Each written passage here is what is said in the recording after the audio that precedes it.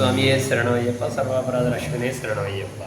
శ్రీ శబరిమల 18సారి మహాపాదయాత్రలో భాగంగా ఈరోజు జరిగిన యాత్రా విశేషంలో ప్రత్యేకమైన వివరాలు కొన్ని మీకు అందరికీ తెలియజేస్తాను.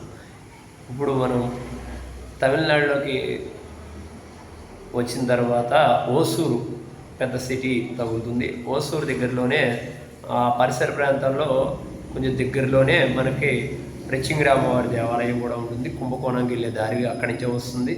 అక్కడి నుంచి ప్రతి ప్రదేశానికి మనకి చూసుకుంటే కనుక ధర్మస్థల కానీ, లేకపోతే కనుక అటు బెంగళూరు సైడ్కి కానీ, ఇటు చిత్తూరుకి కానీ, తిరుపతికి కానీ ప్రతి ప్రదేశానికి పాలకాడు దగ్గర నుంచి, సేలం దగ్గర నుంచి ప్రతి ధర్మపురిలో కూడా ఒక ప్రత్యేకమైన దేవస్థానాలు ఉన్నాయి. స్వయంభూ శివాలయములు అవి ఉన్నాయి. అలాంటి ప్రదేశాలకు కానీ ప్రతి ఒక్క ప్రదేశానికి బస్ సర్వీస్ ఉంటుంది.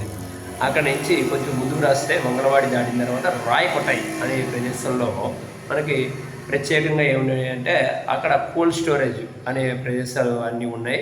ఆ కోల్డ్ స్టోరేజ్లో మొత్తం ఈ అనంతపురం మరియు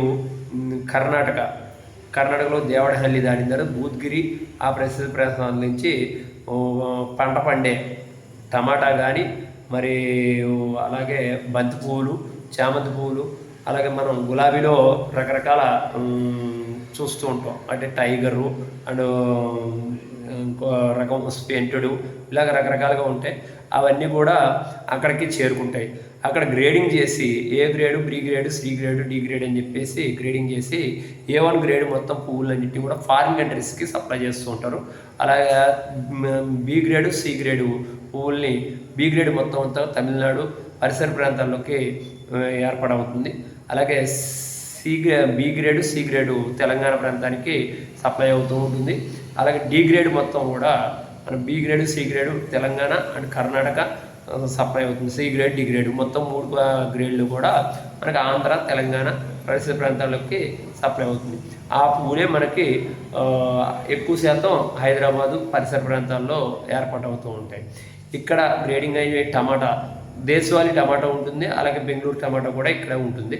ఈ రెండు కూడా అక్కడి నుంచి గ్రేడింగ్ అయ్యి A1 గ్రేడ్ మాత్రం ఫారిన్ కంట్రీస్కి, మిగతావన్నీ కూడా మన దేశవాళీకి మొత్తం అంతా కూడా ఇక్కడ సప్లై అవుతూ ఉంటుంది. అలాంటి అత్యంత అద్భుతమైన ప్రదేశంలో మనం విశ్రాంతి తీసుకోవడం జరుగుతుంది. అక్కడి నుంచి మహేంద్రమంగళం అనే ప్రదేశానికి వస్తాం.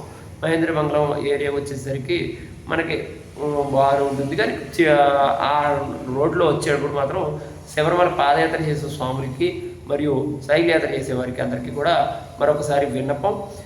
ఈ ఓసూరు రోడ్లలో కొన్ని ప్రదేశాల్లో రోడ్ వర్క్ నడుస్తూనే ఉంది. ఇంకాను కొద్దిగా అవి కన్ఫ్యూజ్ చేసే అవకాశాలు ఉంటాయి రోడ్డు డైవర్షన్ తోటి. అది బాగా తెలుసున్న భూస్వాములే వెంబడ తీసుకుని వారితోటి ప్రయాణం చేయడం మంచిది. అలాగే మహేంద్రమంగళం వచ్చేప్పుడు కూడా, రాయకోట నుంచి మహేంద్రమంగళం వచ్చేప్పుడు కూడా 4 రోడ్స్ అంటే 6 రోడ్స్ 8 రోడ్స్ వర్క్ నడుస్తుంది. కాబట్టి బైపాస్ రోడ్లు, విలేజ్ రోడ్లకి వెళ్ళే దారులు ఉంటాయి. అక్కడ ఎక్కడైనా కన్ఫ్యూజ్ అయితే కనుక చాలా దూరం మనం కన్ఫ్యూజ్ అయ్యి వెళ్ళలేక గమ్యస్థానం చేరుకోలేని పరిస్థితి ఏర్పడుతుంది. దయచేసి ఇటు విషయాన్ని అందరూ కూడా గుర్తించి గురుస్వాముల ఆదేశాల ప్రకారం వారిని అడుగుతూ, చుట్టుపక్కల వారిని అడిగి తెలుసుకుంటూ జాగ్రత్తగా యాత్రని చేసుకోవాల్సిందిగా కోరుతూ ఉన్నాం.